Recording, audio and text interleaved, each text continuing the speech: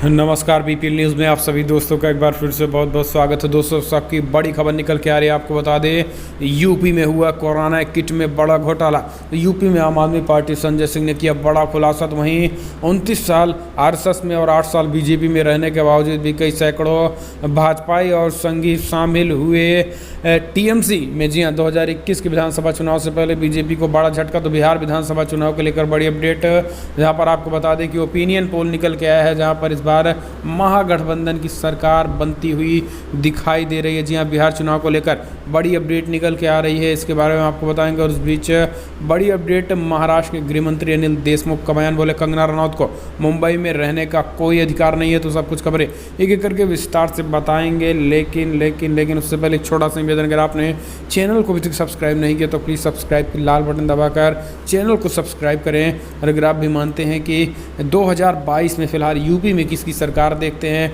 Comment के माध्यम से आप अपनी राय दें। चलते हैं, पहली बड़ी अपडेट लेते हैं। दरअसल यूपी में आपको बता दें कि कोरोना किट में ज़बरदस्त घोटाला, आम आदमी पार्टी नेता संजय सिंह ने किया खुलासा। जी हाँ, दरअसल आपको बता दें कि आम आदमी पार्टी की राज्यसभा सांसद संजय सिंह ने शुक्रवार को आरोप लगाया है कि यूपी में योगी आदित्यनाथ के राज में कोरोना किट खरीद को लेकर सुल्तानपुर में बड़ा घोटाला सामने आया है। आपको बता दें कि संजय ने पत्रकारों से कहा है कि जिलाधिकारी सुल्तानपुर ने 2600 रुपये की कोरोना किट को 10,000 रुपये में खरीदी है। 8वीं कक्षा का छात्र भी बता सकता है कि ऑनलाइन खरीदने पर ऑक्सीमीटर की कीमत 800 रुपये, थर्मोमीटर की कीमत 1800 रुपये है, जो मिलाकर 2600 रुपये होता है। तो सुल्तानपुर के डीएम आखिर 10,000 रुपये कोविड किट के लेकर क्यों खरीद रहे हैं? आखिर इतना बड़ा भ्रष्टाचार किसके इशारे पर हो रहा है और किन किन अधिकारियों ने दलाली खाई है?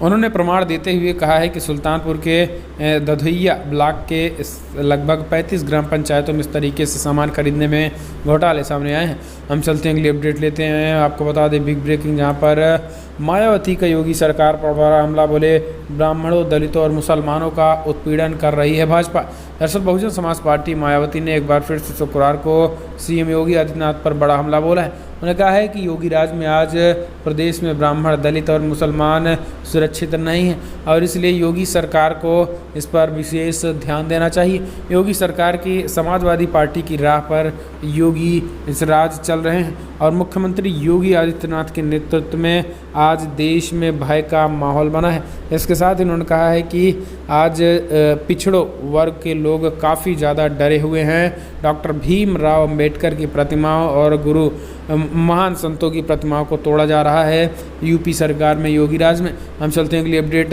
तो आपको बता दें कि कर्नाटका से निकल के आ रही है, जहां पर बीजेपी शासित राज्य में येदियुरप्पा सरकार ने भाजपा नेताओं से लिए वापस 62 क्रिमिनल केस। जी हाँ, मंत्रियों, सांसदों, विधायकों को दे दी क्लीन चिट। डीआईजी और आईजी के विरोध के बावजूद येदियुरप्पा सरकार ने लिया फैसला। कर्नाटका की बीएस येदियुरप्पा सरकार ने भाजपा नेताओं के खिलाफ दर्ज कम से कम 62 आपराधिक मामले वापस लेने का फैसला किया। हालांकि सरकार के इस फैसले से न्याय विभाग सहमत नहीं था, लेकिन इसके बावजूद सरकार ने यह फैसला किया है। जिन भाजपा नेताओं के खिलाफ मामला दर्ज किया गया वो वापस लिए गए हैं, उनमें मौजूदा विधायक, सांसद भी शामिल हैं। तो दोस्तों, आप समझ सकते हैं कि कर्नाटका में कैसा काम चल रहा है। हम चलते हैं, अगली अपडेट लेते हैं। आपको बता दें कि बिहार विधानसभा चुनाव को लेकर बड़ी अपडेट निकल के आ रही है। जी हाँ, दरअसल आपको बता दें कि बिहार विधानसभा सीटों को लेकर ऐलान हो चुका है। 9 नवंबर के पहले बिहार में चुनाव हो जाएंगे। लेकिन अब इस बीच जो बड़ी डेवलपमेंट निकल के आ रही है वो ये है दोस्तों कि एक सर्वे में बड़ा खुलासा हुआ कि इस बार महागठबंधन की सरकार बिहार में बनने जा रही है। जी हाँ, दरअसल बिहार में जो ओपिनियन पोल निकल के आया है उसमें महागठबंधन 243 विधानसभा सीटों में इस बार महागठबंधन की सीटें 130 से 140 के बीच में आती दिख रही है, जबकि 125 सीट पाने के बाद पूर्ण बहुमत की सरकार बन जाएगी। लेकिन इस बीच भारतीय जनता पार्टी और जेडीयू के पूरे दमखम लगाने के बावजूद 100 के अंदर सिमटती हुई नज़र आ रही है। आपको बता दें कि भारतीय जनता पार्टी फिलहाल अगर सीटों की बंटवारे की बात करें तो यहाँ पर 243 सीटों में गठबंधन, महागठबंधन की बात करें तो कांग्रेस के खाते में 60 गई हैं, जबकि आरजेडी के खाते में लगभग आरजेडी 140 सीटों पर चुनाव लड़ने का ऐलान कर सकती है और 60 सीटें कांग्रेस पार्टी को देगी, 43 पार्टी आरएलएसपी को देगी, जबकि कुछ सीटें सीपीआईएम और कम्युनिस्ट पार्टी और सीपीआई को दिया जाएगा।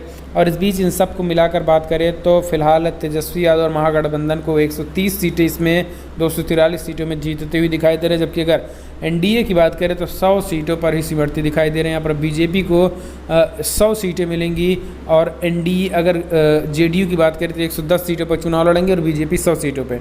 तो बीजेपी 100 सीटों में जिसमें चुनाव लड़ रही है, बीजेपी को महज 35 सीटें मिलती दिखाई दे रही है, जबकि जेडीयू को 50 सीटें, केवल और केवल ये 85 सीटों तक पहुंच रहे हैं। जबकि एलजेपी 43 सीटों पर चुनाव लड़ने की बात करें 35 सीटों पर, तो उसमें भी लगभग उसको 7 से 8 सीटें मिलती दिखाई दे रही है। तो 90 से 95 के बीच 100 के अंदर ही पूरी भाजपाई एनडीए समेटती नजर आ रही है। बड़ी अपडेट बिहार विधानसभा चुनाव के लेकर आ रही है। हम चलते हैं अगली अपडेट लेते हैं। आपको बता दें कि 29 साल आरएसएस में रह चुके सैकड़ों संघियों ने थामा टीएमसी ममता बनर्जी की पार्टी का दामन। जी हाँ, बड़ा झटका लगा बीजेपी को।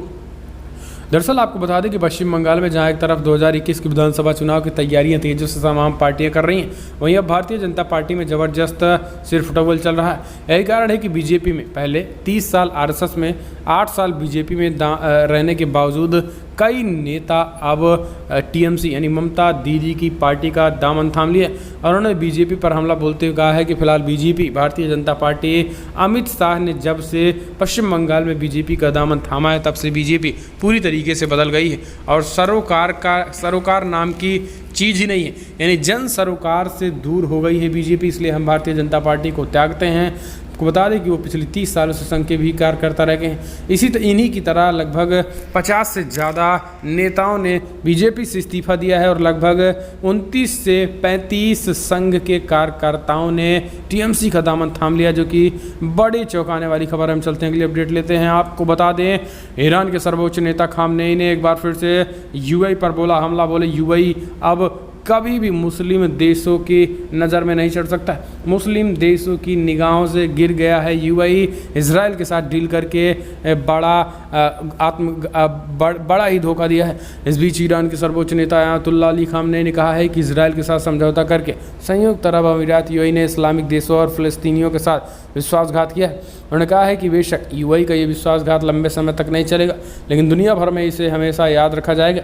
खामनेई ने कहा है कि समझौते के तहत क्षेत्र में यहूदियों को आने की अनुमति दे दी गई थी, लेकिन फ़लस्तीनियों को भूल गए हैं। इस्लामिक दुनिया अब देशों और फ़लस्तीनियों के साथ विश्वासघात करके अमीरात हमेशा के लिए बदनाम हो गए। आपको बता दें कि समझौते को अंतिम रूप के लिए सोमवार को इजरायल और अमेरिकी अधिकारियों का प्रतिनिधिमंडल भी पहुंच चुका। तो ये बड़ी अपडेट। हम चलते हैं अगली खबर लेते हैं। आपको बता दें, फिल्म इंडस्ट्रीज़ की छवि खराब करने की कोशिश कर रहा है media. Sushant Singh suicide case में ट्रायल कर रहा है, रेटिंग बढ़ाने में लगी है मीडिया। प्रोड्यूसर गिल्ड ने जताई नाराज़गी। दरअसल आपको बता दें कि बॉलीवुड अभिनेता सुशांत सुसाइड केस के मामले में टीवी पर चल रहे लगातार कवरेज को लेकर प्रोड्यूसर गिल्ड ऑफ इंडिया ने बयान जारी करके इसकी निंदा की है।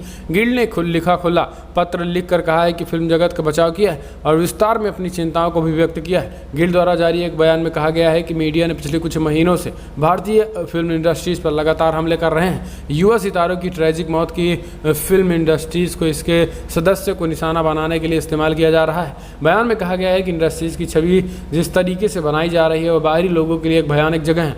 इस तरह के कथानक को बनाकर मीडिया अपनी रेटिंग और रीडरशिप और पेज व्यूज़ को बढ़ा रहा है, जो कि पूरी तरीके से गलत है। अगर इसी तरीके से मीडिया ट्रायल बॉलीवुड इंडस्ट्रीज़ पर करता रहेगा तो हमें सुप्रीम कोर्ट भी हम जा सकते हैं। तो दोस्तों, ये प्रोड्यूसर गिल्ड ने बड़ा खुलासा और बड़ी धमकी मीडिया को दी है, उन्होंने चेतावनी भी दे डाली है।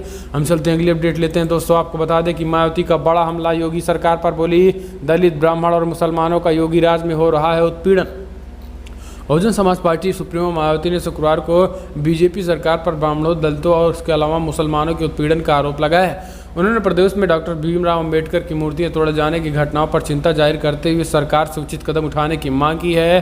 उन्होंने कहा कि बसपा नेता ने कहा कि सपा सरकार जैसे ब्राह्मणों व दलितों को चुन चुनकर उत्पीड़न किया गया, वैसे ही वर्तमान भाजपा सरकार में भी इसके साथ मुसलमानों को भी काफ़ी उत्पीड़न किया जा रहा है। इनको जबरन गलत मामलों में फंसाया जा रहा है, जो कि अति दुखद है। मायावती ने ट्वीट करके स्पष्ट तरीके से योगी सरकार पर हमला बोला है।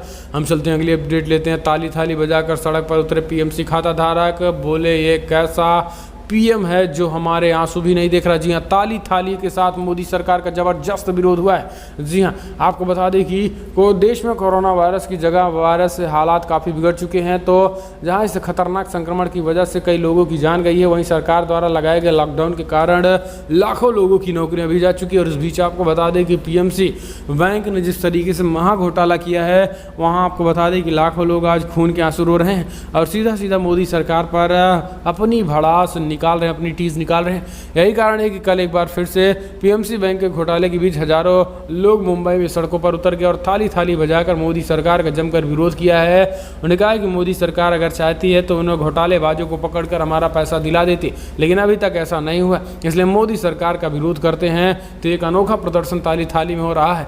हम चलते हैं अगली अपडेट लेते हैं। आपको बता दें कि डीजीपी आईजी के विरोध के बावजूद येदियुरप्पा सरकार ने भाजपा नेताओं पर से वापस लिए 62 क्रिमिनल केसेस, मंत्रियों, सांसदों, विधायकों को दे दी है क्लीन चिट। जी हाँ, आपको बता दें कि कर्नाटका की बीएस येदियुरप्पा सरकार ने भाजपा नेताओं के खिलाफ दर्ज कम से कम 62 आपराधिक मामले वापस ले लिए गए हैं। हालांकि सरकार के इस फैसले से न्याय विभाग सहमत नहीं था, लेकिन इसके बावजूद सरकार ने यह बड़ा फैसला लिया।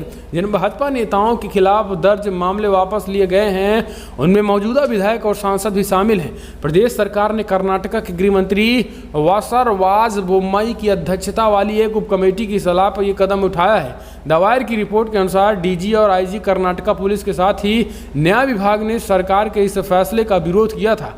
इसके बावजूद सरकार ने विरोध को दरकिनार कर आरोपी कई भाजपा नेताओं के खिलाफ मामले वापस लेने के फैसला कर रहे हैं।